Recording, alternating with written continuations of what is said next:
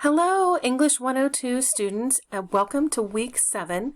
This is our last full week of the grading term. So, yay! I know you're all excited. I am as well. So, however, we have week 7 and then week 7.5 to finish strong. So, stay with me. You can do it. So this week, I want you to think about the different topics that we're going to be discussing. So we're shifting a little bit from writing. Of course, we're still going to be doing writing, but we're adding in another important skill that you need not only as a student, but also in the workplace. Okay, so this is reading comprehension, analysis, and evaluation. So you're going to want to go through this week's lecture first. I particularly like this week's lecture because it differentiates what you do as far as reading, your reading skills that you use. You're going to use different types of reading skills according to what role you're playing. Okay, so right now you're playing role of a student. Okay, so the reading that you do each week for this class and any other classes that you're taking is a little bit different than your role as a employee. You might be reading workplace documents or documents that will be helpful to your job. Okay, and then also this lecture covers reading as a citizen, being responsible to knowing what is credible and what you should be looking for when you're reading different types of article, especially based on credibility. Okay, so after you went through that lecture, you are going to share with your classmates, the rest of the class, an experience when you had a hard time or you had to read some challenging material. Okay, so it could be something in your personal life, something in your professional life, or even academic, something that you remember that it was a challenge for you to read. And then you're going to explain why you had to read the material and what made it particularly challenging. So, and you can tell us what the outcome of that reading was. For example, did you eventually get the information you needed, or did you have to ask for help, or did you have to go and find something else completely different? So what was the overall outcome? And then after you've shared that, think about the different reading skills that you learned about in this week's lecture, and if you could have applied that to when you're back here reading this challenging material, would that have changed that, and how it would have improved that? Okay, we're doing a great job in discussion boards. I've really enjoyed what you guys are sharing in your initial post, and that you are, really communicating well with each other. And it's more than just the "I agree" and great post. We're really getting some in-depth reflections on each other's posts, and I really, really appreciate that and applaud you for that. The only other written assignment for week 7 is the article summary and reflection for the workplace. So this is you putting on your workplace hat.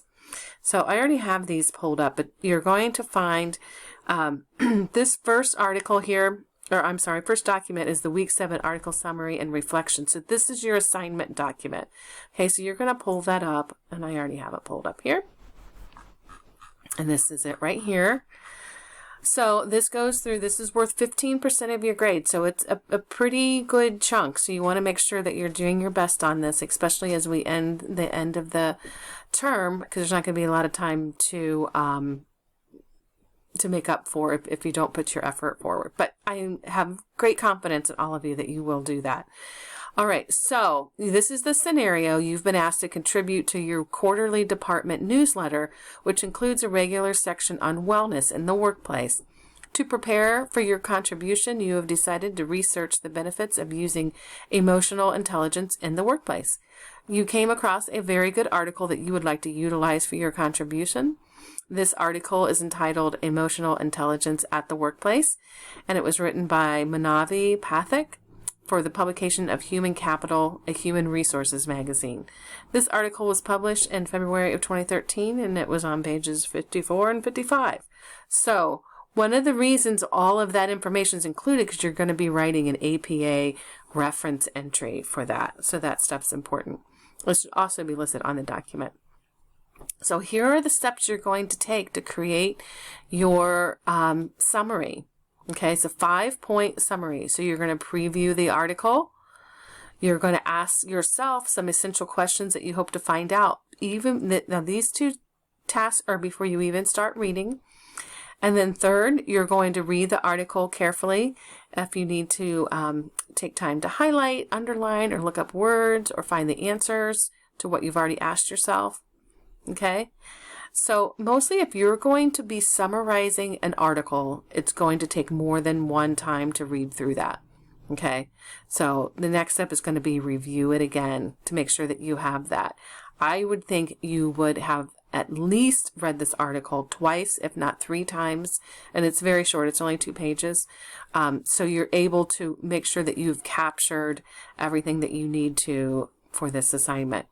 All right, so then your next step is going to be write the 5 main points in complete sentences on a separate Word document. Okay, this has to be submitted as a Word document to receive credit. The points should be in your own words and not in the article. Okay, because then it'll tell me if you copy it from the article, so don't do that.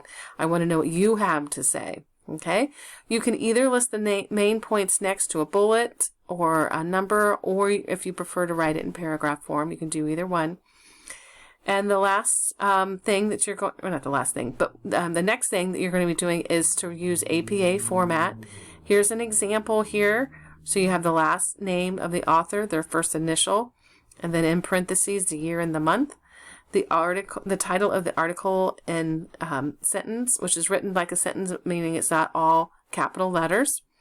This is completely different than if you're used to using MLA. Does this a little bit differently. It's very similar, but not just a little, few different nuances.